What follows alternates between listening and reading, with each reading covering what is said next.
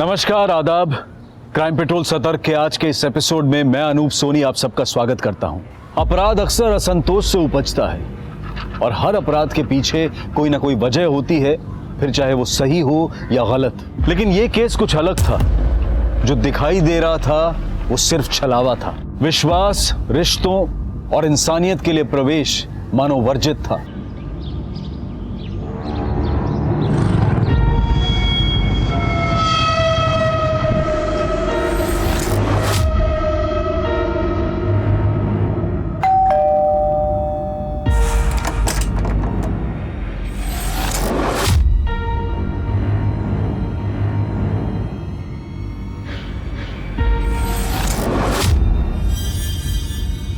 पापा रुको।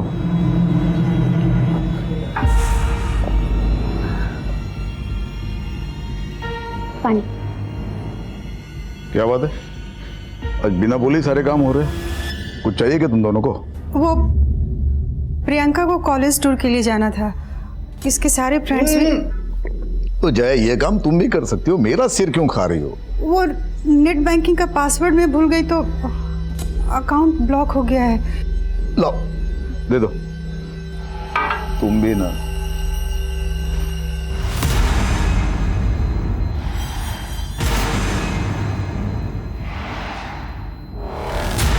इस लड़की का फोटो क्यों रखा है फोन पर? मुझे इमोशनल ब्लैकमेल करना चाहती हो? ये लड़की मेरे लिए मर चुकी है। ऐसे मत बोलिए। आज जन्मदिन है रश्मि का। जन्मदिन उनका होता है जो जिंदा होते हैं। मरे हुए लोगों की बरसी मनाई जाती है। काश 25 साल पहले अपने हाथों से उसका गला दबा के उसे मार दिया होता, तो आज कम से कम उसकी वजह से समाज में बेइज्जत तो ना होना पड़ता।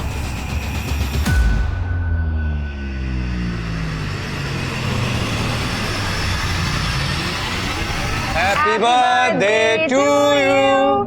Happy birthday, Rashmi. Happy birthday. Happy birthday.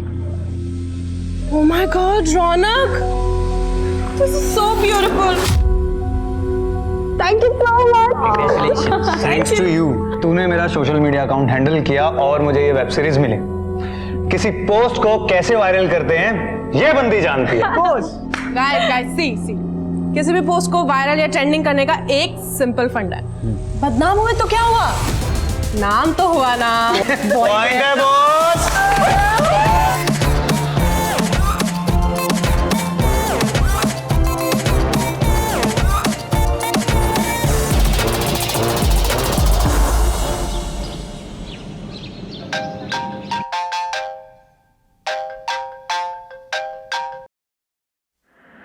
Hello रश्मि,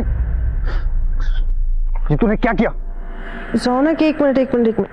क्या हुआ है पहले ये बता। देख, मेरे सामने नाटक मत कर। मेरी इमेज की तो तूने लगा दी है और मेरे घर पर जो तमाशा चल रहा है वो अलग। अगर मेरा करियर डूब गया ना, मैं तुझे जिंदा नहीं छोड़ूंगा। रौनक, पहले बदतमीजी से बात करना बंद करो और आराम से बताओ हुआ क्या है। अभी के अभी मेरा सोशल मीडिया चेक कर जाकर, पता चल जाएगा कि कल तूने क्या पोस्ट किया है।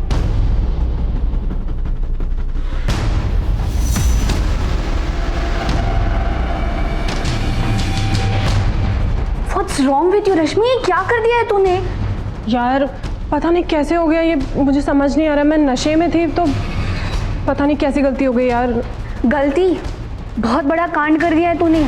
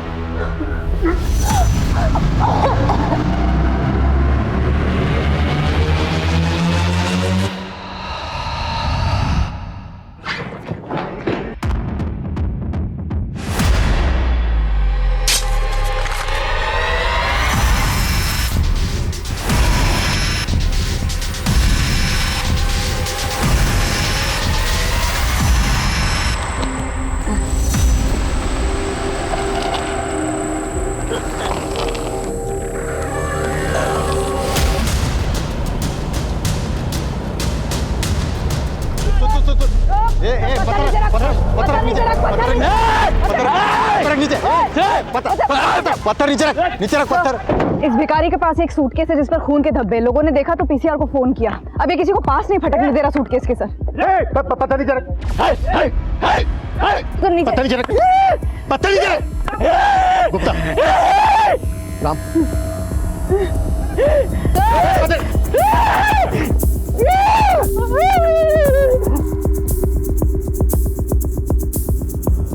मैं खोलो।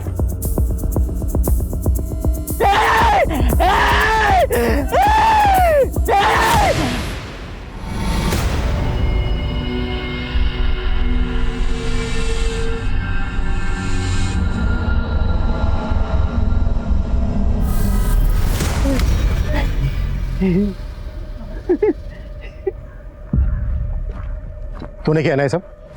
तूने मारा ना इस लड़की को? तूने मारा? एक सेकेंड सर, ये भिखारी मंदबुद्धि है। कि मंद बुद्धि है या तेज बुद्धि है ये तो चेकअप के बाद ही पता चलेगा। हो सकता है इसने ही मारा हो इस लड़की को और पकड़े जाने के डर की वजह से एक्टिंग कर रहा हो। नहीं सर, आसपास लोगों से पूछताछ की थी। वो कई सालों से इसे ऐसे ही देख रहे हैं, यूं ही घूमता रहता है। तो हो सकता है ये सूटकेस इसको कहीं से मिला हो, या फिर ये भी हो सकता है कि किसी ने सूटकेस फेंका और इसने उसको देखा हो। इससे हमें कातिल का हुलिया पता चल सकता है। सर इधर देखिए।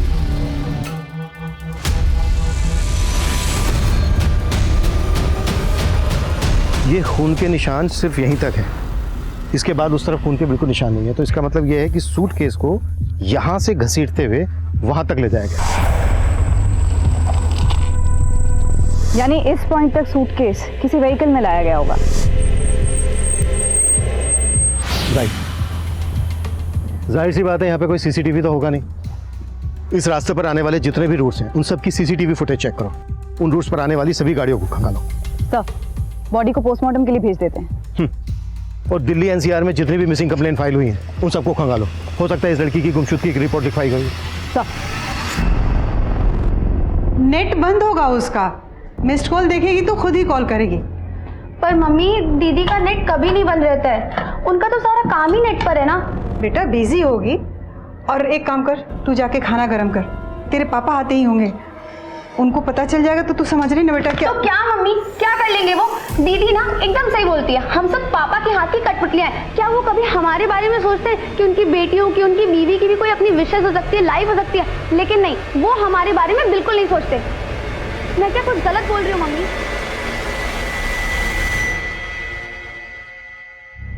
सर, विक्टिम के हाथ पे ये टैटू फ्रेंच लैंग्वेज में है। इसका मतलब है my life my rules. My life my rules. बताइए लड़की रेबल टाइप की होगी। वाओ दी, कूल है ना? इसका मतलब है मेरी जिंदगी मेरे नियम, मेरी जिंदगी अपने हिसाब से चलाऊंगी, जैसे कि मैं हूं। तू जानती क्या है ये? क्या कर दिया? मुंह पर तो काली पोत चुकी हो तुम पहले ही। ये हाथ का भी सत्यानाश कर दिया। अब इसी तरह से ना यहाँ माथे पर लिख दिया हमारे कि नालायक बेटी का मजबूर बाप। पापा ऐसा भी क्या कर? अरे ये क्या कम कर दिया क्या तुमने? हाँ, मिटा दे, मिटा दे। वो नहीं निकलेगा। अरे कैसे नहीं निकलता है, देखते हम। पापा, दीदी को दर्द होगा। आजा। पापा, पापा, पापा, पापा नहीं, पापा प्लीज, पापा प्लीज, दीदी को दर्द हो रहा है, पापा प्लीज। पापा नहीं निकलेगा वो, प्लीज छोड़ दीजिए। याद रखना, ये मेरा घर है, यहाँ सिर्फ मेरे नियम चलेंगे, यहाँ तेरा कुछ नहीं चलेगा।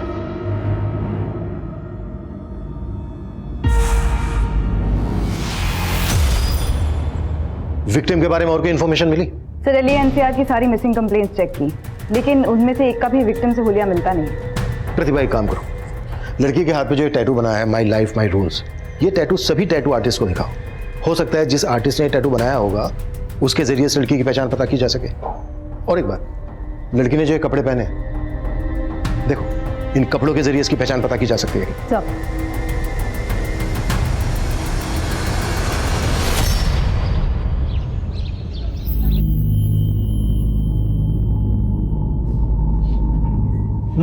सब्जी देना। अरे देना।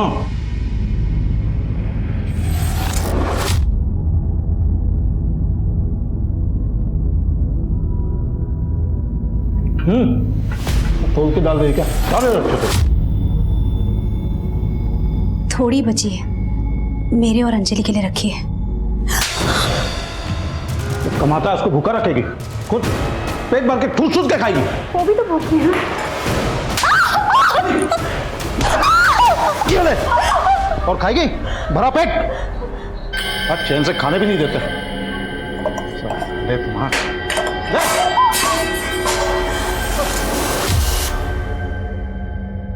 पोस्टमार्टम रिपोर्ट में लड़की की उम्र लगभग 25 साल है। मौत गला घुटने की वजह से हुई। सर, लाश सुबह 10 बजे मिली, लेकिन मौत 7-8 घंटे पहले ही हो चुकी थी। लाश 10 बजे मिली और उससे 7-8 घंटे पहले मर्डर हो चुका था, मतलब रात के कोई 2 से 3 के बीच में मर्डर हुआ होगा। जी सर। बॉडी के टुकड़े मारने के बाद किए गए, वो भी किसी तेजधार हथियार से। और विक्टिम के ब्लड में अल्कोहल के ट्रेसेस भी मिले। सेक्सुअल असॉल्ट बहुत ही ब्रूटली हुआ है। प्राइवेट पार्ट बुरी तरह से डैमेज है। टैटू के जरिए लड़की के बारे में कुछ पता चला? तो सभी टैटू आर्टिस्ट का यही कहना है कि ये tattoo my life my rules 1-2 साल पहले काफ़ी पॉपुलर हुआ था। तब कई लोगों ने बनवाया था। इनफैक्ट सर, लड़की के कपड़ों से भी कोई क्लू नहीं मिला है। प्रतिभा, एक काम करो, लड़की की फोटो सभी न्यूज़पेपर में पब्लिश करवाओ, शायद कोई आइडेंटिफाई कर ले। सब सरकार ने कल से धारा 144 लागू कर दी है। सुना है बहुत खतरनाक बीमारी है ये। अब पता है चाइना में तो कई लोगों की मौत भी हो गई वायरस की वजह से। अब पता नहीं क्या क्या दिन दिखाएगा ये कोरोना यार।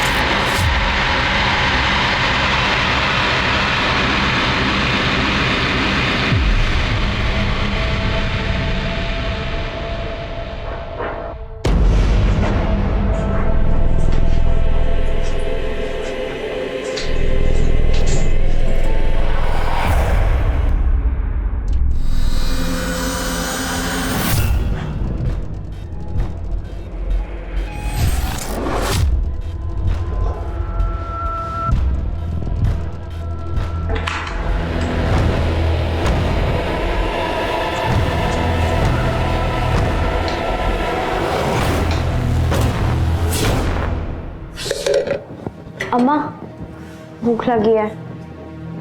जा बैठ, मैं ला रही हूँ।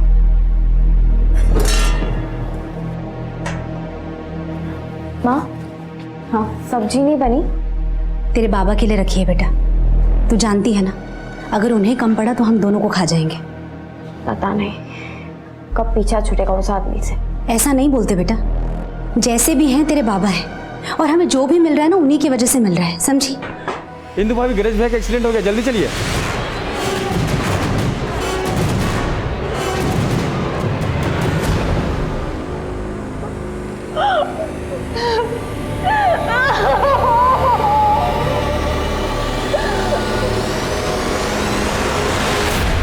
सब भिखारी की रिपोर्ट आ गई है।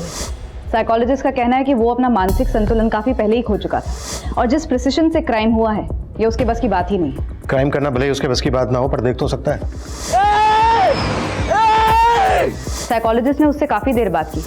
उनका कहना है कि उस भिखारी ने कुछ तो देखा है, क्योंकि वो बार बार किसी गाड़ी और सूटकेस के बारे में बात कर रहा है। लेकिन काफी पूछताछ करने के बाद भी वो उससे कोई इन्फॉर्मेशन निकाल नहीं पाए। छोड़ दो उसको, लेकिन नजर रखो उस पर, और अपने सारे खबरियों को एक्टिव कर दो। जब तक इस लड़की की हमें पहचान नहीं पता चल जाती, तब तक ये केस आगे नहीं बढ़ पाएगा। ये गंगा जमुना बहाना बंद कर, समझी? एकदम आवाज नहीं आनी चाहिए, आवाज नहीं आनी चाहिए, समझ में?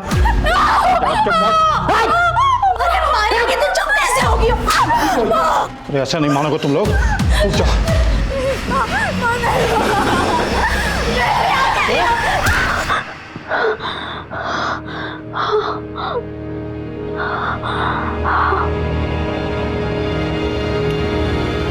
आंटी, आंटी, क्या हुआ मधु? आज का आपने न्यूज़ देखा? नहीं देखा? क्या बात है? आंटी, दिल्ली पुलिस को एक लड़की की लाश मिली है जिसके हाथ पे टैटू बनाए, जैसे रश्मि के हाथ पे बना था। जब मैंने फोटो गौर से देखी तो ये देखिए। ये मेरी रश्मि नहीं है। मेरी रश्मि तो मुंबई में है। क्या हुआ? वो तो 3 साल से दिल्ली आई ही नहीं। अंकल, ये क्या हुआ है बताइए। देखिए।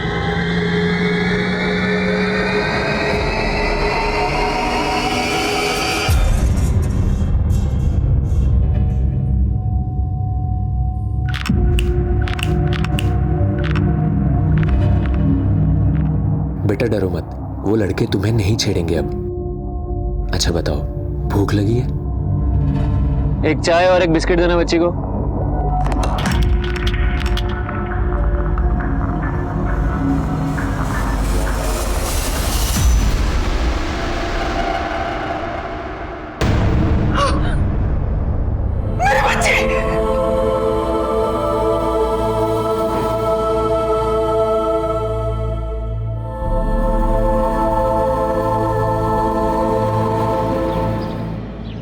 रश्मि तो मुंबई में रहती थी। जब हमने अखबार में खबर पड़ी। माधव जी, आप हमें रश्मि का मोबाइल नंबर दे दीजिए। मोबाइल?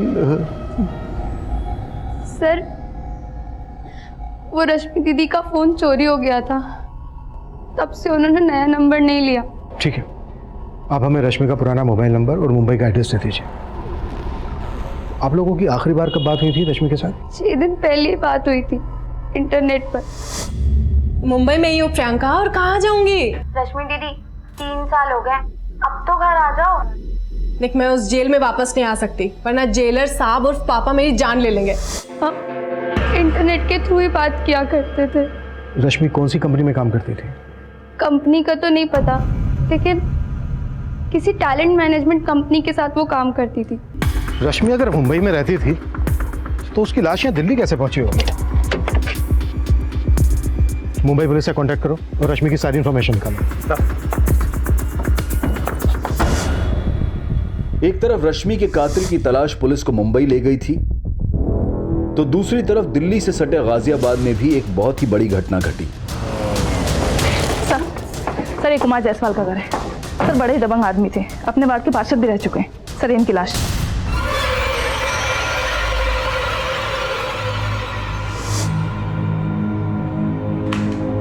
गला घोंट कर मारा गया इनको। लाश से बदबू भी बहुत आ रही है, लेकिन ये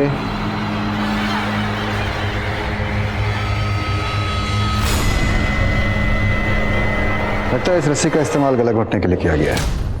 कांस्टेबल, इसको फॉरेंसिक जांच के लिए भेजो। अच्छा, घर में लूटपाट जैसी भी कोई घटना घटी है? हाँ सर, पूरा घर बिखरा पड़ा है। सबसे पहले लाश को किसने देखा? सर, इनके पड़ोसी अजीत महतो। साहब, 1-2 दिन से मैंने जायसवाल साहब को नहीं देखा, और जब ये थाली वाला कार्यक्रम हो रहा था उस वक्त भी बाहर नहीं आए।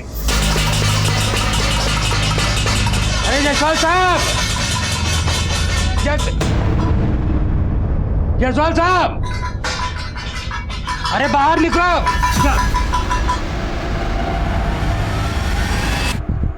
और कौन कौन है इनके परिवार में? जायसवाल जी का बड़ा बेटा जो है वो तो यूएसए में रहता है, और बेटी महिमा जो है मुंबई में। यहाँ पर इनके साथ इनका नाती आरव रहता है बस। और आरव अब कहाँ है? आरव को तो मैंने कई दिनों से नहीं देखा। लास्ट टाइम जब मैं उसको देखा था तो अपने ही घर में चोरी करता है। अपने ही घर में चोरी करता है। जी, क्यों मार रहे हैं आरव? अरे नशे ही हो गया एक नंबर का, अपने ही घर में चोरी करता है। साहब, आरव को तो नशे की लत पड़ गई थी, और इसके लिए उसने घर में कई बार चोरी भी किया है। मुझे तो ऐसा लगता है साहब के पैसे के लिए ही उसने। सब पूरा घर छान लिया, सारी कीमती चीजें चोरी हो चुकी है। सर, जायसवाल साहब के पास एक गन थी, वो मिली होगी आप लोगों को। उनके पास गन? जी सर, पूरा घर देख लिया, कोई गन नहीं मिली। सर, रश्मि की बहन प्रियंका ने हमें जो उसका मुंबई का एड्रेस दिया था वो फेक है सर। रश्मि की फैमिली कहती है कि रश्मि मुंबई में रहती थी, वो दिल्ली कभी वापस लौटी ही नहीं। अब या तो रश्मि ने अपनी फैमिली से झूठ बोला या फिर रश्मि की फैमिली हमसे झूठ बोल रही है।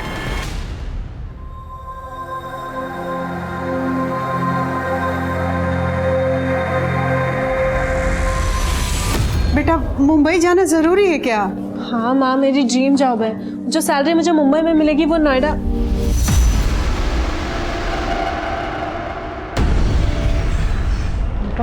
ये सब्जी लाइए, ये रख दो। अगर मेरी मर्जी के खिलाफ इस दहलीज के बाहर किसी ने कदम भी रखा तो दोबारा वापस नहीं आ पाएगा। ठीक है पापा, नहीं आऊंगी वापस, आई प्रॉमिस। तो जाओ और वापस मत आना। और आ गई ना गलती से तो गला दबा के यहीं पे खत्म कर दूंगा तुम्हें, तो काट काट के फेंक दूंगा तुमको।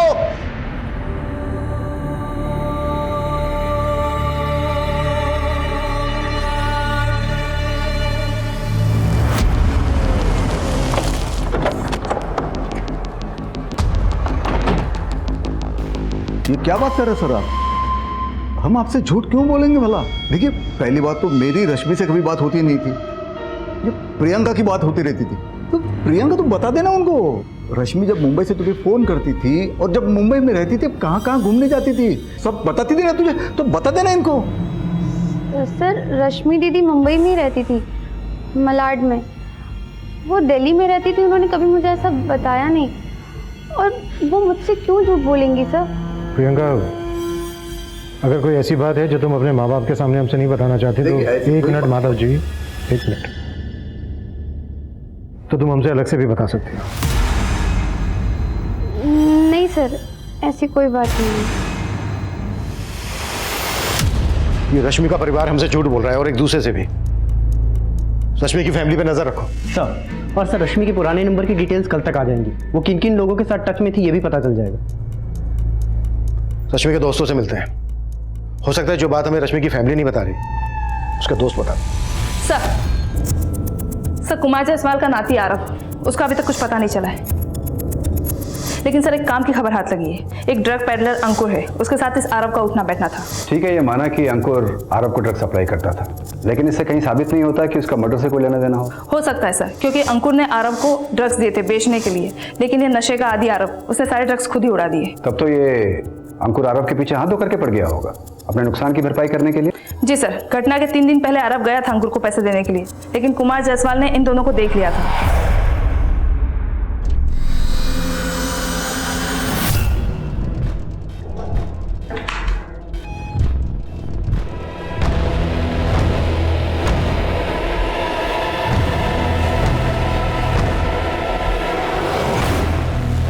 नाना जी, वो मैं ये जहर खरीदने के लिए तूने घर से पैसे चुराए? हाँ, यही से कहा तुझे। तू कहाँ जा रहा है? पैसे दे मेरे, वरना गोली मार दूंगा। पैसे दे, पैसे दे, पैसे। रोक रोक। अपने खबरियों से कहो इस अंकुर की कुंडली खंगा ले। सर रश्मि के फादर माधव अंकल बहुत कंजर्वेटिव और गुस्सैल आदमी है। ऊपर से वो रश्मि से तो बहुत ज़्यादा ही चिढ़ते थे। एक बार तो अच्छा सुनना, वो फाइल प्लीज आज मुझे कंप्लीट करके दे दे। हाँ, और मेरी फाइल रहेगी, वो भी ईमेल मैं करना था लेट हो रहा मुझे। हूँ, जो निकलना है। और कल तुम्हें कब तक करना बता देना मेरे को, ठीक है? चलो। हाँ ठीक है पापा। वो बीच रास्ते में और लड़कों के साथ लिपटने चिपकने के लिए तुमको आदत दी चाहिए थी। पापा ये दोस्त है मेरे। दोस्ती का मतलब बताया मैं। चल घर चल, चल घर चल, बताते हैं तुमको। और फिर घर ले जाने के बाद भी उसकी बहुत पिटाई की। उसके बाद से तो रश्मि ने शहर भी छोड़ दिया। फिर मेरा भी कोई कांटेक्ट नहीं रहा उससे।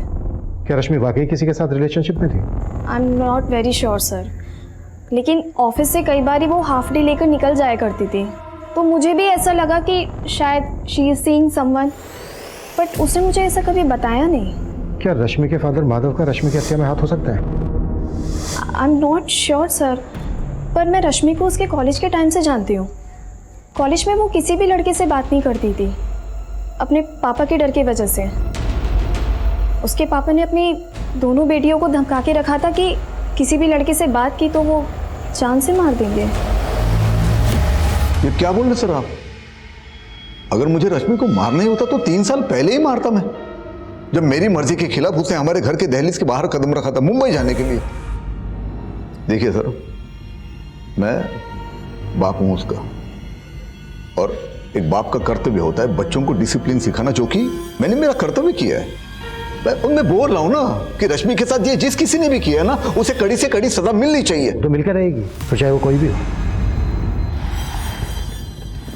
आप ही क्यों ना हो। अगर आपको यह लगता है कि यह सब मैंने किया है तो आप साबित करके दिखाइए। अब मैं चलूं?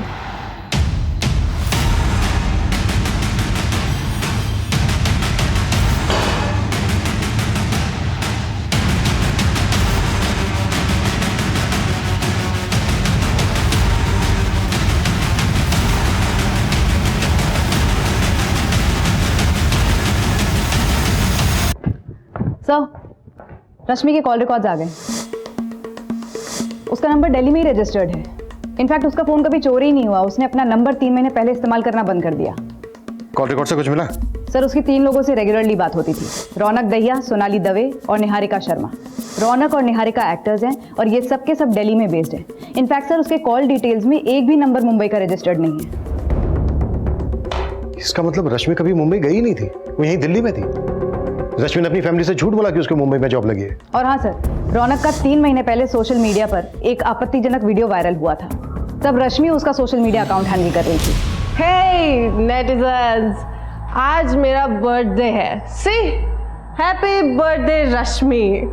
और आज मेरे बर्थडे पे मैं आप सबके साथ ना बहुत सारी बातें शेयर करना चाहती हूँ। मैं पिछले 3 साल से इंडिपेंडेंट हूँ और मेरा करियर भी एकदम मस्त जा रहा है। लेकिन कभी कभी ना लाइफ की गाड़ी डिरेल हो जाती है, लेकिन मैं उसे सक्सेसफुली ट्रैक पर लेकर आऊंगी क्योंकि I believe in my self. और मैं आप सबको भी ये कहना चाहती हूँ, हमेशा अपने आप पर बिलीव करना, अपनी शर्तों पे जीना। और अरे मैंने बहुत बोल लिया। लेट्स मीट द हॉट चिक निहारिका। कौन? हाय। अरे इधर आया। Oh God, wait wait. पीछे पीछे। Oh God, look at that, look at that. क्या कर रही है? बंद कर। Breaking news, womaniser lady boy कहलाने वाले माचो मैन रौनक दहिया है किसी और लड़के की बाहों में। इसी के क्या लगता है आप लोगों को? स्टॉप इट मैन, ये होना कोई क्राइम नहीं होता। वो रियल लाइफ में भी माचो और रियल लाइफ में भी माचो। यार राइट, ओके। तो क्या ये सेम बात इसकी वाइफ को जाके बता सकती है? तो ये सारी बातें छोड़ यार। अच्छा तुम मेरी बात सुनो, तुम मेरी प्रमोशनल वीडियो कब पोस्ट करोगी? यार तू बोल, अभी करूं? हाँ। अभी कर दीजिए। हाँ, हाँ। रुक, just give me a minute. Niharika no बोलेगा, नो बोले नहीं, यहीं रुक।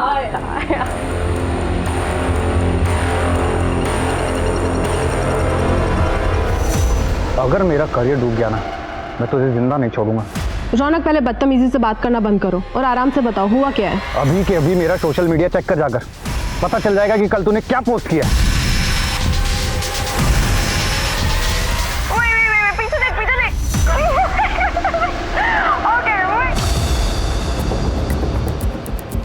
रश्मि 3 महीने से अपना मोबाइल फोन यूज नहीं कर रही थी, इंटरनेट कॉलिंग पे बात कर रही थी। रौनक से मिलो। मैडम मैं दिल्ली में रहता हूँ और मैं उससे यहीं मिला था। रश्मि से आखिरी बार कब मिले थे तुम? मैं रश्मि से आखिरी बार उसके बर्थडे पार्टी पे मिला।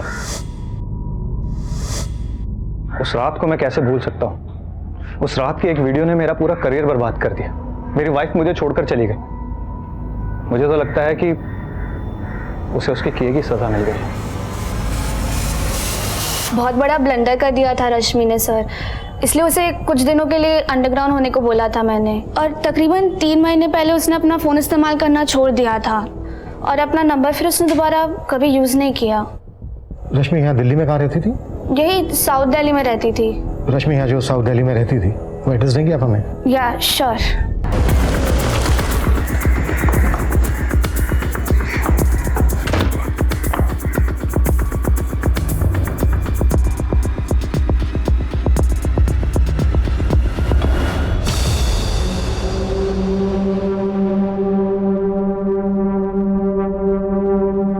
रश्मि का मर्डर यहीं किया गया।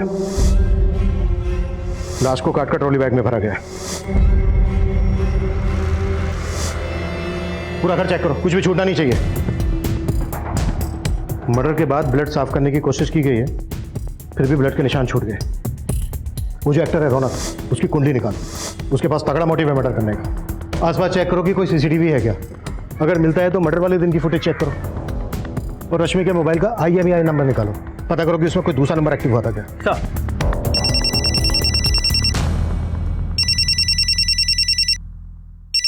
हेलो,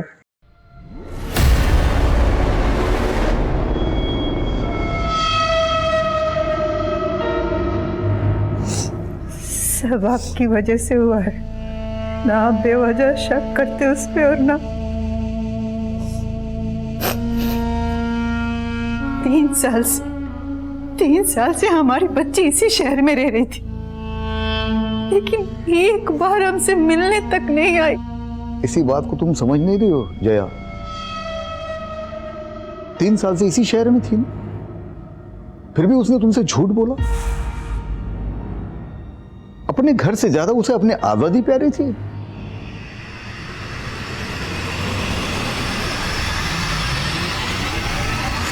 राजू बेटा, तुम अपना और अपनी बहन पिंकी का ख्याल रखना।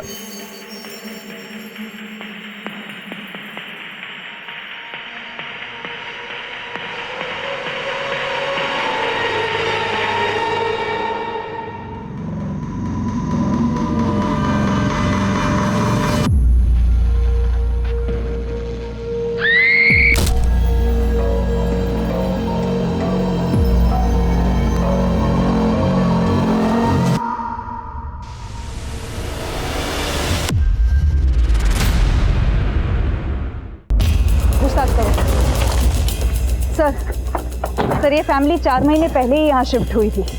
हरीश एक प्राइवेट कंपनी में जॉब करता था, लेकिन कोविड के कारण वो कंपनी बंद हो गई। आइए सर, ये देखिए सर, ये हरीश। सर, एक बॉडी बेडरूम में भी है। ये देखिए सर।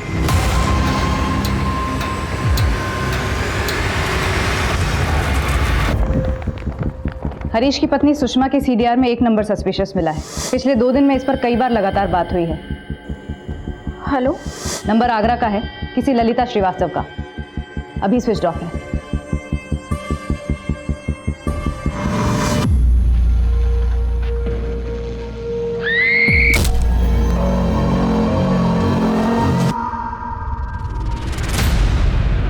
सर 5 साल पहले ललिता ने खुदकुशी की थी। इन्वेस्टिगेशन में कुछ सस्पिशियस तो नहीं मिला, बस इतना पता चला कि खुदकुशी करने से पहले ललिता बैंक गई थी। बैंक के एक एम्प्लॉय ने उसको ठगा था। ठीक है, आप चिंता मत कीजिए, आपका काम हो जाएगा और 2 दिन के अंदर अंदर आपका पैसा आपके अकाउंट में आ जाएगा।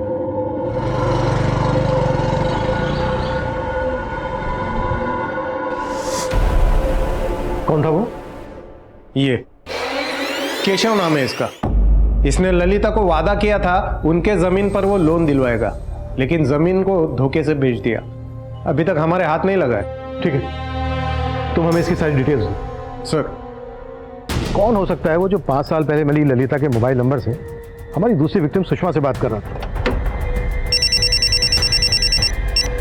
हाँ प्रतिभा। सर, रश्मि के मोबाइल के IMEI नंबर से एक नए नंबर का पता चला है। उसका CDR निकाला तो पता चला वो किसी मनीष अग्रवाल नाम के आदमी से टच में थी। मैं आगरा से निकल रहा हूँ, थाने बुलाओ उसको।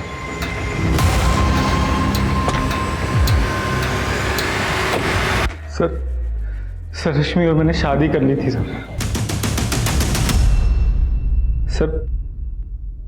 हम दोनों प्यार करते थे सर एक दूसरे से। हम दोनों ही अपने अपने घर से मुंबई में अच्छी जॉब का बहाना करके निकले थे, लेकिन शादी के बाद भी हम दिल्ली में ही थे सर।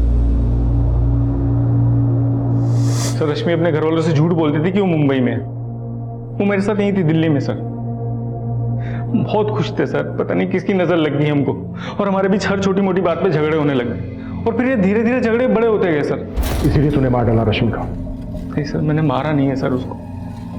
मैं मानता हूँ कि हम अलग हो गए थे, लेकिन अलग होने के बाद भी हम लोग टच में थे सर। ऐसी रही पार्टी? ऑसम। और तुम्हें तो पता ही है ना, पीने के बाद निहारिका की ऑस्कर वाली स्पीच।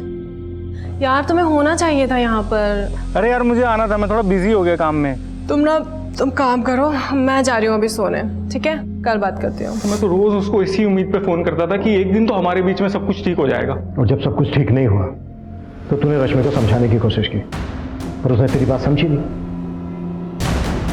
इसलिए मार डाला रश्मि को तूने। मैंने मारा नहीं है सर उसको सर, मैं प्यार करता था उससे, उसे अपनी जिंदगी में वापस लाना चाहता था। तो जितना अपने आप को शरीफ दिखाने की कोशिश कर रहा है ना, उतना है नहीं। कुत्ता साले को सर, लेकिन तब तक कुत्ता जब तक ये सच ना बोले। लेकिन हमने नहीं किया सर। रश्मि कई मुश्किलों से गुजर रही थी। अपने बॉयफ्रेंड से अलग होने के बाद वो अकेली हो गई थी, लेकिन उसने अपने पिता के पास जाना मुनासिब नहीं समझा। शायद इसकी वजह उसके पिता का सख्त रवैया और उनकी पिछड़ी सोच थी। पुलिस इस केस में काफी आगे निकल चुकी थी, लेकिन इस साजिश का मास्टरमाइंड उनसे 2 कदम आगे था और अपने अगले शिकार पर घात लगाए बैठा था।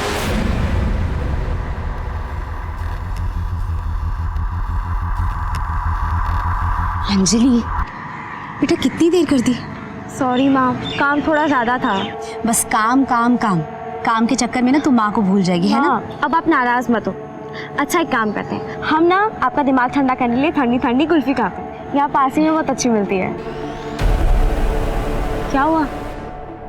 कुछ नहीं, चल। कब से बैठ के इंतजार कर रही थी मैं, अब आएगी अब आएगी।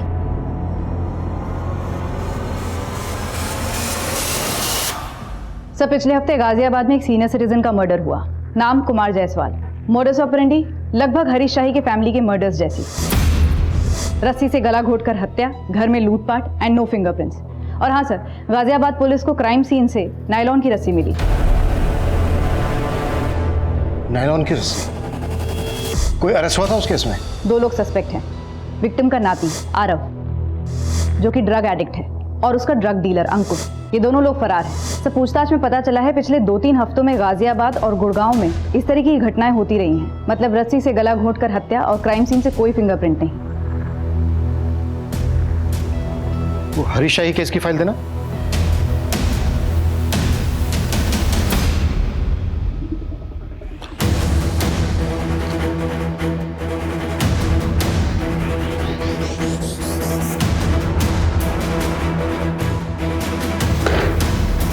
इसमें कोई डाउट नहीं है, गाजियाबाद में हुए मर्डर का हरीश की फैमिली में हुए मर्डर से कनेक्शन है। ऐसी चीजें खंगालो जो इन मर्डर्स में कॉमन है।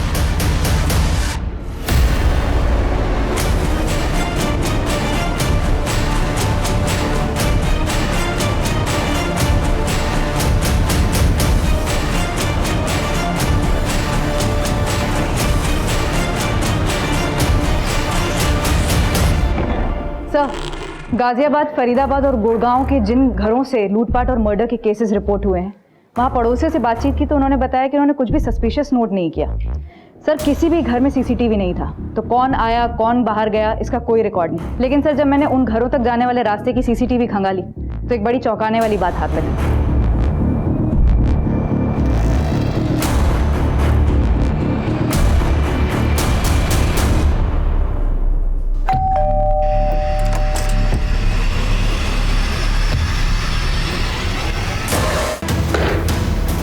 इसमें कोई डाउट नहीं है, गाजियाबाद में हुए मर्डर का हरीश की फैमिली में हुए मर्डर से कनेक्शन है। ये देखो, दोनों ही केसेस में ब्लड टेस्ट करवाए गए हैं, वो भी एक ऐसी कंपनी से जो ब्लड सैंपल घर पर लेने आता है। सर इसका मतलब ये गिरोह है जो टेस्ट करने के बहाने घर में घुसता है और क्राइम करता है। हाँ जी जी, वो आपने ब्लड टेस्ट करवाया था ना, तो उसी की रिपोर्ट आई है। रिपोर्ट कब तक आ जाएगी जी? मुझे तो बहुत डर लग रहा है, कहीं मुझे कोरोना ना हो गया हो। माफ करना, आप कोरोना पॉजिटिव हैं। पॉजिटिव? जी हाँ, बट आप चिंता मत कीजिए, ये हमारी टीम है जो आपके घर को सैनिटाइज कर देगी। आओगे, आ जाओ।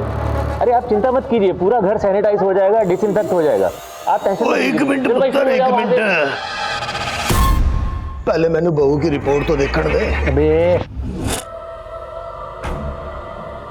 पापा जी, आप रिपोर्ट देख के क्या करेंगे? वो क्या है ना कि सारी मेडिकल लैंग्वेज है, तो आपको समझ में नहीं आएगी। मैनू सब समझ में आता है। तेनू पता नहीं है पुत्र, मैं अपने पिंड विच ना वैद था, वैद। अबे बुड्ढे, फोन किसको लगा रहा है तू? हाँ, ज्यादा होशियारी कर रहा है तू।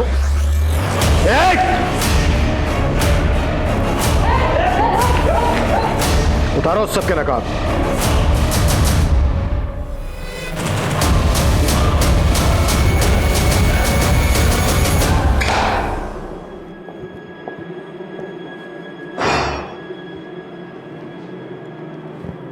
ललिता श्रीवास्तव तुम लोगों की पहली शिकार थी ना, जिसको लूटा तुम लोगों ने? जमीन हड़प ली उसकी? वो थी इतनी बेवकूफ कि उसको उल्लू बनाना बहुत आसान था सर। जब मैंने उसकी जमीन बेची तो आई थी मेरे पास रोती हुई। हाँ बोलिए, क्यों बुलाया मुझे यहाँ? प्लीज मेरे साथ ऐसा मत करो, वो जमीन मेरे लिए बहुत जरूरी है। देखिए, पेपर तो आप ही ने दिए थे ना मुझे। मैंने तो लोन के लिए दिया था। मैं कुछ नहीं कर सकता। अरे देखो, मैं मर जाऊंगी। आपको जो करना है आप कीजिए, मैं कुछ नहीं कर सकता।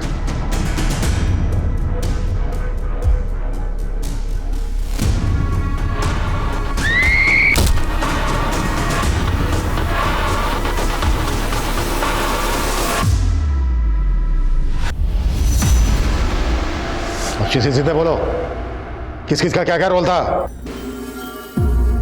सर बशीर एक कंपनी में काम करता था जो लोगों के घरों में जाकर लोगों के ब्लड सैंपल और पैथोलॉजिकल कलेक्ट करते थे। और सर फिर यही हमें बताता था कि किस किस घर में कितने लोग रहते हैं और उनकी कितनी प्रॉपर्टी है। फिर अंजलि हर जगह जाके रेकी करती थी? हाँ सर, बहुत ही बेकार हालत में मिली थी सर मुझे, एकदम भूखी प्यासी।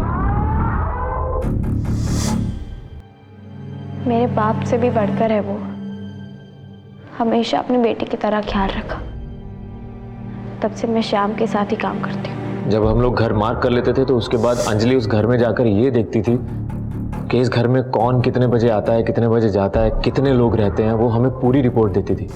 और सर नीलेश इस बात का ध्यान रखता था कि गाड़ी को कहाँ रोकना है, कहाँ से निकलना, ताकि हम लूट करके फटाफट उस रास्ते से निकल जाए।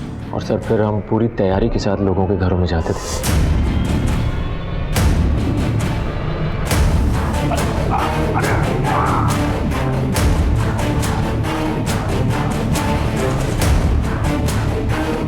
रश्मि को भी तुम ही लोगों ने मारा ना? जी सब पता कर लिया है हमने। मेरे पास भी रश्मि के केस में एक लीड है। रश्मि ने अपने मर्डर से एक दिन पहले सेम कंपनी को अपने ब्लड टेस्ट के लिए सैंपल दिया था। और ये बोलो रश्मि के साथ अलग क्यों? रश्मि का मर्डर हमारे प्लान में शामिल नहीं था, ये तो सब इसकी वजह से हुआ सर।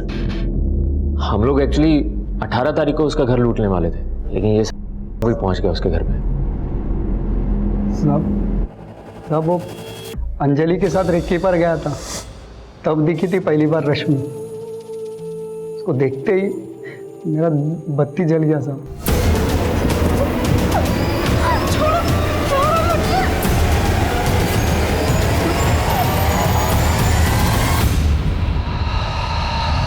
उसकी बॉडी को काटा क्यों? साहब वो बैग के अंदर बॉडी आ नहीं रही थी, चॉपर लिया और काट के डाल दिया अंदर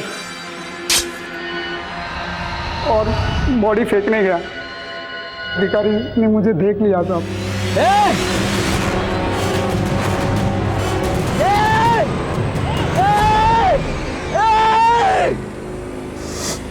तो कितने लोगों को लूटा तुम लोगों ने? सर यही कोई 500-550 लोगों को ठगा होगा। इनकी चीखें 1 किलोमीटर दूर तक सुनाई देनी चाहिए पुलिस स्टेशन के। ये लो कुटा सालों को।